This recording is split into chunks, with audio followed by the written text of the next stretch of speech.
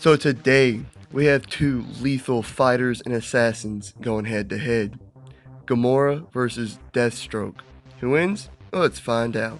So, after her entire race was wiped out as a child, Gamora was saved and raised by the Mad Titan Thanos. He implanted advanced technology into her bones to greatly enhance her physicality, and he extensively trained her all her life, which is why she's known as the most dangerous woman in the galaxy.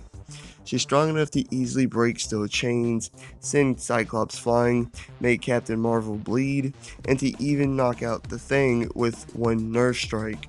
She's tough enough to survive a fall from space, blasts from Captain Marvel and Spectrum, and she remained conscious after hits from Captain Marvel, She-Hulk, Hala, and Miss America.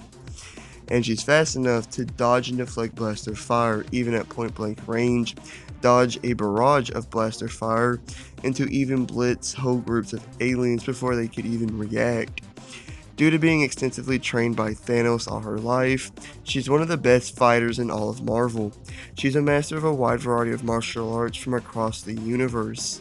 She's a master swordswoman, markswoman, acrobat, assassin, strategist, and tactician. And finally, her only weapon is the Godslayer, a retractable sword made from the mystical and powerful metal Uru as well. But in the other corner, DC's premier assassin, Deathstroke. Slade Wilson is genetically engineered to surpass all human limits, and a former Marine.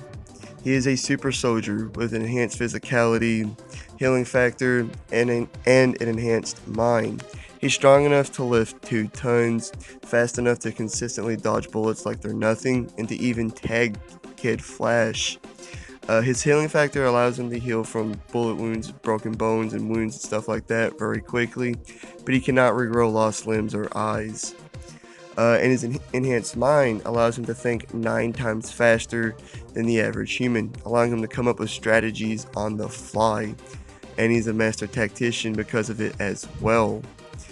He goes into battle wearing the Icon suit, which is powered by his kinetic energy and is bulletproof. Even has an energy barrier around it at all times that even took a punch from Superman, one of the strongest heroes in DC. He's an excellent fighter and martial artist, being a master of judo and ninjutsu. He's also an excellent swordsman, marksman, and assassin as well. He goes into battle carrying a wide variety of weapons, including a wide variety of firearms, knives, explosives, his Promethean broadsword as his primary weapon, and a nearly indestructible bow staff as well. So, who's stronger? Well, Slade's strong enough to rip off an airplane door while in the air, cut off a jet wing with his sword, easily break and bend metal and bones, send Nightwing and Deadshot flying with kicks, and he's even shattered missile-proof glass before. But Gamora has sent Cyclops flying, easily broke steel chains, hurt Nova with her attacks, made Captain Marvel bleed, and she's even knocked out She-Hulk with a kick and Thing with a nerve strike. Gamora is clearly stronger, but Slade isn't far behind by any means. What about durability? Well, Gamora has survived a fall from space, kept on fighting after being shot multiple times by a laser sniper rifle, remained conscious after hits from Hala, Miss America, and She-Hulk, and she withstood blasts from Spectrum, Captain Marvel, and Iron Man before. Also, according to Thanos, her entire skeleton is made up of a special lightweight alloy that's nearly indestructible.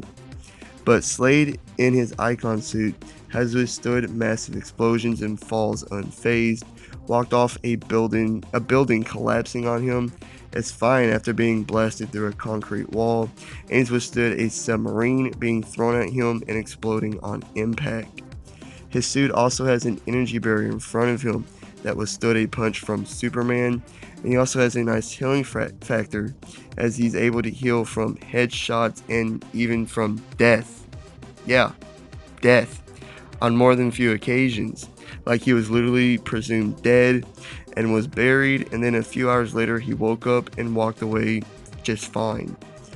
Because of his armor and healing factor, I'm giving this advantage to Slade, but Gamora's skin, bones, and muscles are tougher. And now, speed.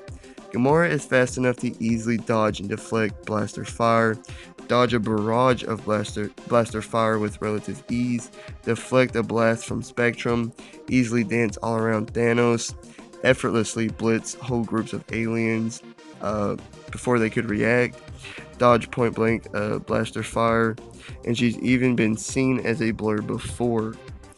But Slade has easily dodged and deflected bullets even after they were fired, dodge point blank bullets, dodge attacks from Starfire and Zatanna, cut a fly in half with a paper clip, cut several arrows out of the air at close range, and he's even tagged Kid Flash a few times, the 10th fastest DC hero. I'd say they're fairly even here. So overall, I gotta give the physical edge to Gamora, but Slade isn't far behind at all. Now, fighting skill. This is a more difficult question as both are arguably in the top 10 best fighters in their respective universes. Slade is a master martial artist and swordsman and has beaten Nightwing, Tim Drake, Arsenal, Azrael, Beast Boy, and Green Arrow and Black Canary at the same time. He has stalemated Bronze Tiger, David Kane, and Cassandra Kane, with Cassandra not being able to read Slade's movements. He's also taken his fair share of wins over Batman as well. But Gamora was extensively trained by Thanos all her life and claims to know 83% of the universe's combat techniques and is also an excellent swordswoman. She's beaten an entire horde of aliens single-handedly, killed Jatari aliens while tied up, bested Valkyrie, trashed Nebula, beat Thing and She-Hulk with one hit, and while poisoned and severely weakened, she was trashing the NYPD. She even fought her way to the finals of an intergalactic tournament and held her own against Angela, Thor's older sister. I'd say Gamora takes this advantage just because Slade rarely uses his hand-to-hand fighting skill. In a close-up fight, he normally just uses his sword or staff. She's also beaten or done well against physically superior people like She-Hulk, Thing, Valkyrie, and even Angela. But I think a more important question is who's better with a sword, in which I have to give the slight advantage to Slade because he uses it more often and he's beaten more named and skilled characters.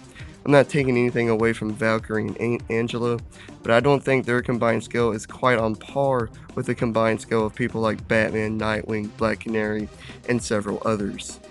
But Gamora isn't far behind at all. I also believe it's going to come down to a sword fight, but this doesn't mean Slade wins as Gamora is still overall more skilled and is stronger. I think the Godslayer and the Prometheum sword are fairly even when it comes to durability. The Godslayer will also easily pierce through the Icon suit, but the problem is the energy barrier in front of it when Slade crosses his arms. And then there's Slade's healing factor and enhanced mind to consider as well. So, who wins? Well, it'd be a great sword fight and fight in general, but despite Gamora's better strength and overall skill, I have to give it to Slade mostly because of his suit's energy barrier. She has to be consistently faster than him to bypass this barrier, and she hasn't showed that she is consistently. Then you add in his enhanced mind, healing factor, and better swordsmanship, and I think it's a wrap. Deathstroke wins after a great fight. Like and subscribe, hit the notification bell if you did enjoy, and leave a comment of what you think and all that great stuff. I see you on the next one. Peace.